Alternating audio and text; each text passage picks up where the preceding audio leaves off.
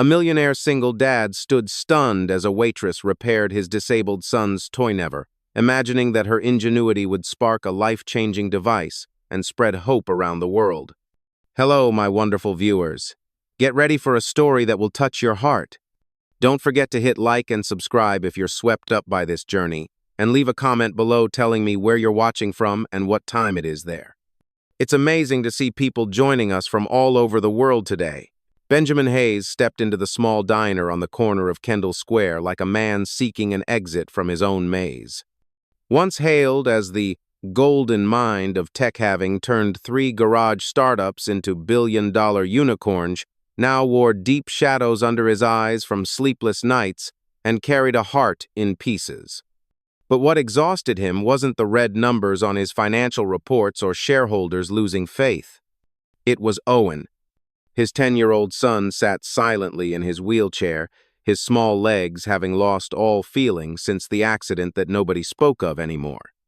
No complaints, no reproaches yet. Owen's silence made Benjamin feel like life's greatest failure. They chose a table by the window, where early summer sunlight quietly slid across the glass and lit Owen's pale face as he studied an old toy robot. Benjamin remembered ordering it from Japan, sure it would make Owen smile, but it did not. The boy simply disassembled it, unscrewing every tiny bolt and gear, seemingly searching for something inside that Benjamin himself could not understand. He ordered 2 coffee-sown strong black for himself, and a warm milk for his son while fighting the negative thoughts about his crumbling tech company. The new product had been outpaced by competitors, the R&D team was stuck, and investors were pulling out. It seemed everything was slipping through his fingers. Then came a faint sound, click or whir. He couldn't tell but enough to make Benjamin look up. Before him, Owen, still silent, had reassembled the gears and wiring inside the toy into a strangely smooth mechanism. The once broken robot now blinked its lights and moved, not in its old jerky way, but in a fluid, almost organic motion. At that moment, Julia Bennett approached, dark-haired and kind-smiling, placing Benjamin's coffee down as gently as though she feared breaking the electric tension. Her gaze settled on the toy. Everything froze. "Wait," Julia murmured almost to herself. She bent close, eyes fixed on Owen's new mechanism. This matches the prototype I sketched for assistive mobility research." Benjamin frowned and studied her more closely. She was no ordinary waitress. Julia, so unassuming, was looking at that toy with the eye of a scientist who'd once lost her dream. Her hand trembled as it hovered above the gear train, as if touching a half-forgotten memory. "I used to work in MIT's lab," she began slowly, as though afraid to shatter this moment. "But after an accident, I left the field. No one believed that concept could work in practice." Benjamin felt his heart skip. He glanced at Owen, still silent, staring into some distant place, then back to Julia, a woman carrying an unfinished dream, a boy who'd never spoken his thoughts, and a father who'd never truly understood his child. Perhaps, in the quiet between them, something was forming. Not a new tech project, but a fragile yet hopeful connection among 3 seemingly unrelated souls. Benjamin slid his chair back, his gaze transformed. He no longer saw Julia as a coffee server, but as a key. And Owen, though wordless, might have just opened the door Benjamin didn't know he was seeking. His intuition whispered that the mechanism Owen had built wasn't merely a toy. It could be the starting point of something far greater: technology, an opportunity, or a destiny. That night, as Boston glimmered under streetlights and cold winds swept in from the Charles River, Benjamin Hayes sat alone in his car, eyes fixed on the leather-bound notebook he had borrowed from the diner's manager. He couldn't erase the image of his silent son and the brown-haired waitress harboring some undiscovered talent. In the tech world Benjamin thought he'd mastered, rare was the invention that stirred actual emotion. Yet Owen's handmade motion mechanism, Julia's instinctive reaction, ignited something different. Not just curiosity, but intuition. The next morning, he returned to the diner earlier than usual. He didn't order coffee or bring Owen. He only wanted to understand that woman better. "Julia Bennett?" he asked the manager, a middle-aged man with earnest eyes who hesitated before nodding. She was a top engineering student at MIT, brilliant, perceptive, visionary, one of those names everyone quoted at campus seminars. Benjamin was struck not by her credentials, but by her silence. "Why a diner?" he pursued. The manager sighed. "Her sister died in a car crash 3 years ago. Julia was driving. She blamed herself and dropped out. From a lab-locked researcher to a waitress, it was to simplify her life," she said. But everyone knew she was running away. Running away, 2 words that made Benjamin's chest tighten. He understood that feeling better than most once fled Owen's gaze when he didn't know how to make things right, fled from himself when he realized money couldn't reclaim what was lost. Days later, when he found Julia in her section, Benjamin chose a quiet corner. No coffee, no small talk, just one simple, earnest question. "Could you explain why you recognized Owen's mechanism immediately?" Julia paused. Fear flickered in her eyes as though Benjamin had unlocked a long-sealed door. Then, hands trembling, she withdrew from her apron pocket an old sketchbook with yellowed pages and a cover worn like a weathered relic. "This is a senior-year design sketch," she said, flipping to a detailed drawing. A gear train, a micromotor, a biomechanical transmission mimicking natural motion, precisely what Owen had recreated. "I called it biological skeleton, part of my assistive, mobility project for lightly disabled users, but it was never finished." Benjamin stared at the sketch, the rough pencil lines imbued with soul, as if Julia's own obsession and unfulfilled longing were etched within. He felt her pain. "I couldn't continue," Julia whispered. "Whenever I thought of the tech, I saw my sister's face. I promised her I'd build something to spare others that pain, but I broke that promise." Her voice cracked. Benjamin said nothing. He simply let her confront her own haunting and her unrealized dream.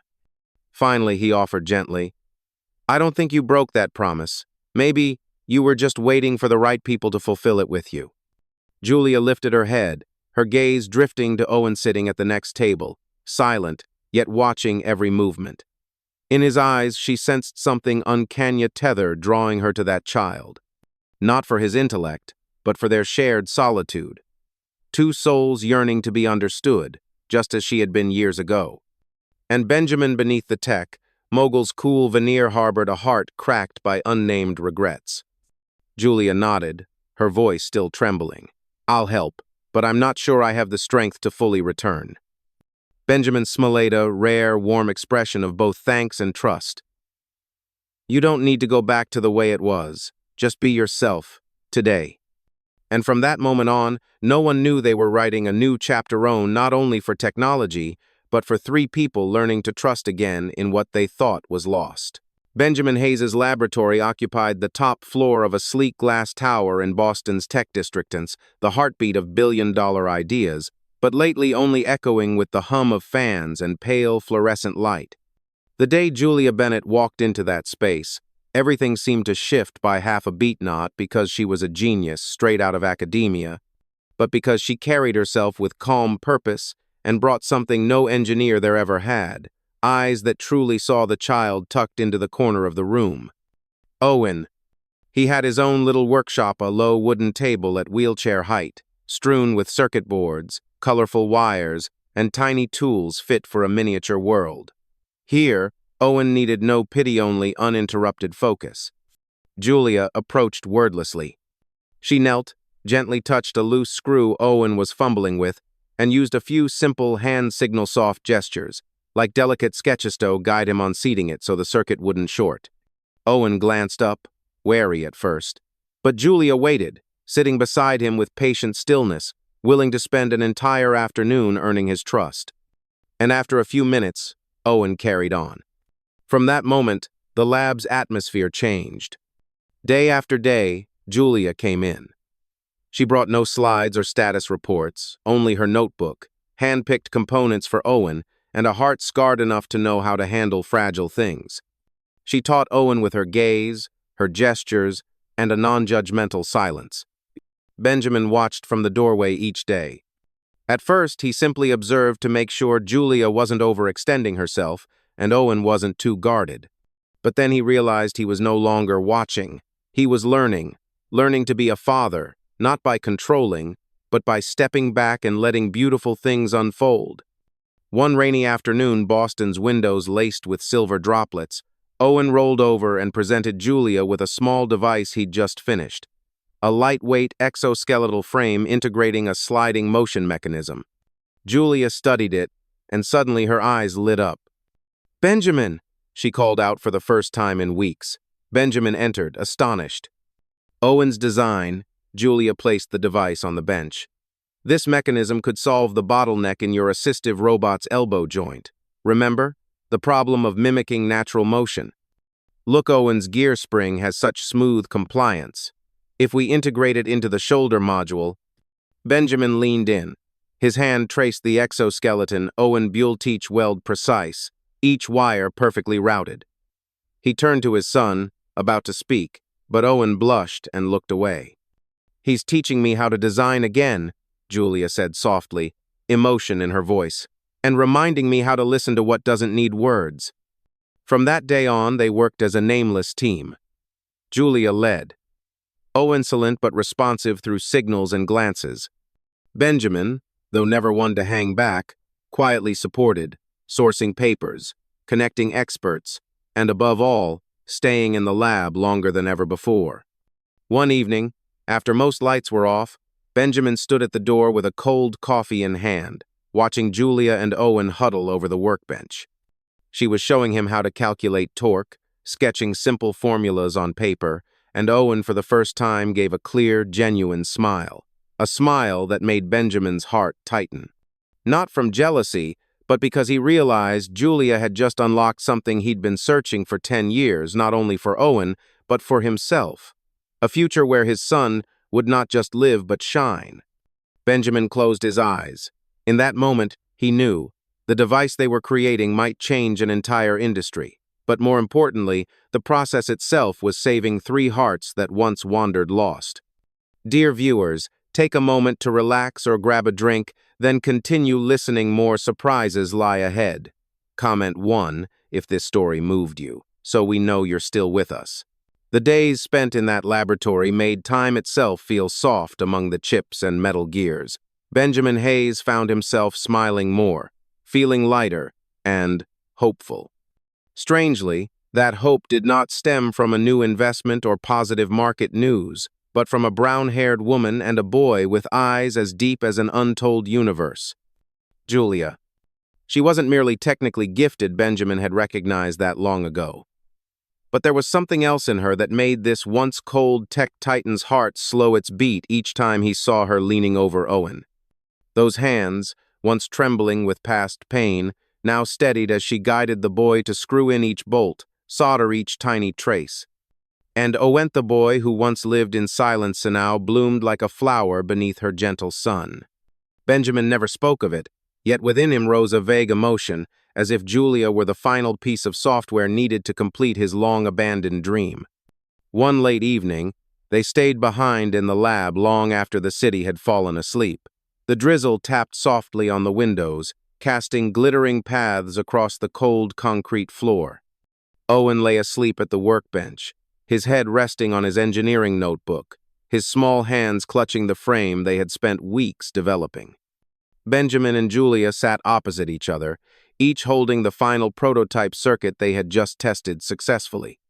The device not only worked, but showed potential to revolutionize pediatric rehabilitation technology. "We should bring this to market," Julia whispered, as though fearful of shattering the tranquil moment. "If we present this design to the board, investors will return. It could save your company." Benjamin was silent. That suggestion, more than a technical proposal, was an invitation to a new whirlwind. Business deals, media scrutiny, risk, and high stakes. But this time, it involved Owen. "I'm scared," Benjamin confessed, his gaze fixed on his son's sleeping form. "If the product fails, Owen will blame himself. He's so fragile, Julia, and I can't bear to hurt him again." Julia did not answer at once. She looked at Owen, then turned to Benjamin, her eyes steady, silent but sharp as a vow. "That boy is not fragile. He's the bravest soul I've ever known. And so are you, if you dare to believe." Those words struck the place Benjamin always denied. In that moment, he was neither CEO nor a failed father, but simply a man clinging to the last glimmer of light left in his life. "Thank you," he whispered. He reached out. Their hands met in a soft touch, strange yet familiar, as though they had stood side by side long ago. Amid the rain's patter and Owen's even breathing, a moment of deep emotion passed. Then, unexpectedly and naturally, their lips met, gentle, a wordless thank you, a promise no one dared speak. But that very moment startled Julia. She pulled back, her gaze wavering. "Benjamin," she croaked as if holding herself in check, I can't fail again." He opened his mouth to speak, but Julia was already rising. Her back trembled as she turned away, hiding a face torn by inner conflict. "I loved that passion once, and lost everything. If I dive back in, I fear I'll drag you and Owen down with me." Then she left the lab, leaving behind a faint scent of jasmine. Benjamin did not follow. He knew she was fighting an invisible monster within her heart. The next day, Owen touched nothing. No tools, no drawings, no hand signals. He sat in silence, eyes fixed on the empty seat beside him where Julia usually sat. Benjamin understood. Julia was not merely their technical guide. She was their light. The invisible thread that had ignited something Benjamin never dared to hope for. That family sometimes begins from fragments that learn to heal one another. That morning, Boston felt colder and gloomier than usual. The bare branches outside the diner's window seemed to mirror Benjamin Hayes's mood, silent yet unyielding. He stood before the fogged glass door of the little Dinerth place where it all began. The place where he once found an idea, and something even more precious, hope. Beside him, Owen clutched a small model robot, the scaled-down replica of the assistive device the three of them had built together. The door swung open with its familiar jingle. Julia Bennett was clearing the last tables after her morning shift, her hair tied back, her face hollowed by many sleepless nights. She looked up and froze when she saw Owen not merely as the quiet, disabled child, but as the boy looking at her with gratitude, offering the model as if to say, "You are the one I need." No reproach, no accusation, just a return quiet, yet courageous. Before Julia could react, her phone buzzed in her pocket. The screen displayed an alert from the Boston Tech Horizon Conference, the premier tech event on the East Coast. The headline struck her like a dagger. Owen Hayes's device selected for Prime Investment Showcase. Julia looked at Benjamin, disbelief in her eyes. "You submitted the design?" "Just the prototype," he nodded, "because I knew you were the only one who could make it real." Julia squeezed Owen's model in her hand, her heart overflowing with tangled emotions, fear, unfinished business, but above all the echo of a dream once buried. She said nothing then, but the next morning, Julia arrived at the lab before dawn. She slipped on her worn lab coat, flipped through circuit layouts, and marked every flaw. Owen sat beside her, and for the first time in days, a spark shone in his eye small, but enough to draw Julia back into the life she'd tried to escape. 3 days, 3 people, a silent race against their own fears. And then, the conference day arrived. The exhibition hall gleamed under bright lights, booths showcasing the latest flashy technologies, deep learning AI, high-speed robots, next-gen blockchain. Amid the throng, Owen sat center stage as a point of stillness. Beside him, Julia stood tall, holding the actual device model, eyes fixed on the audience of powerful faces.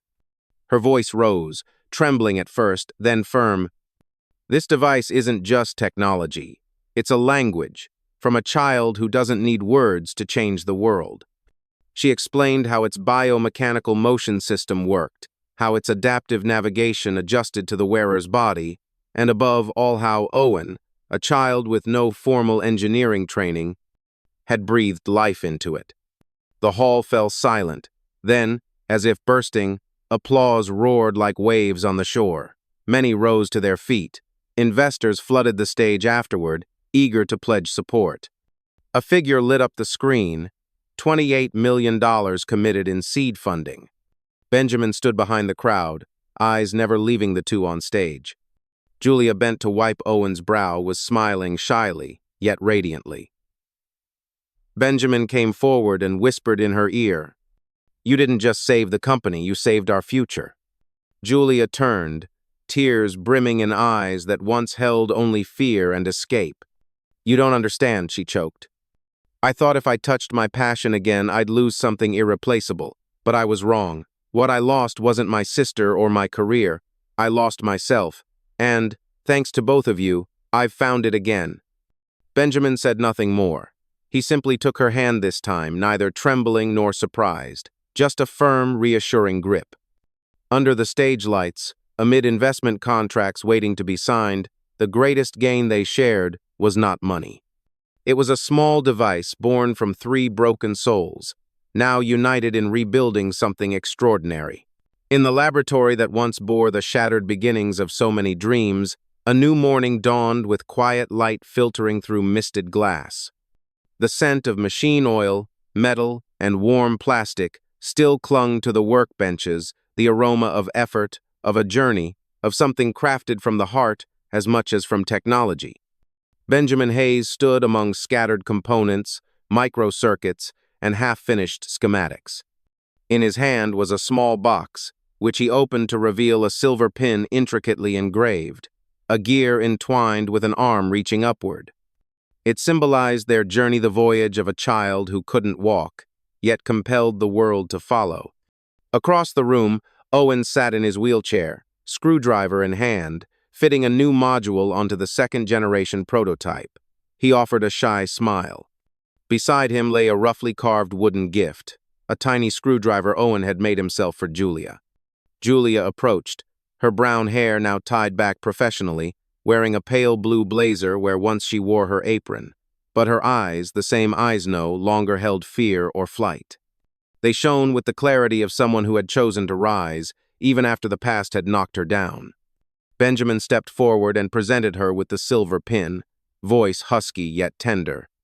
"Together, we will share Owen's invention with the world, not merely as a device, but as a message to every child out there that your dreams deserve to be heard." Julia clasped the pin to her chest, as if embracing a mission. She nodded, slowly affixing it to her lapel as if pinning a vow upon her heart. And then what no one believed possible came to pass. They formally launched a startup called Owen's Mobility and Organization, not only researching and manufacturing assistive mobility devices, but also inspiring creativity in children the world had all but forgotten. In their first videos, viewers saw Owen not speaking, but his galaxy-bright eyes assembling components as though sketching his own future. Benjamin stood by, no longer a solitary millionaire but a father to a mission. And Julia, failed inventor, now served as CTO, leading a team of young talent from every background. Within 6 months, Owen's Mobility secured support from medical institutions, research academies, and the global disability community. But the greatest achievement wasn't the numbers. It was the letters from families in Kansas, Seattle, Houston, saying, "Your device made my child stand for the first time in 3 years." Or, "Owen changed the way I see my son."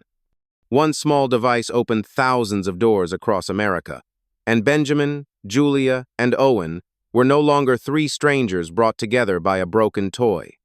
They had become a team, a journey. Proof that real innovation begins when people believe in one another.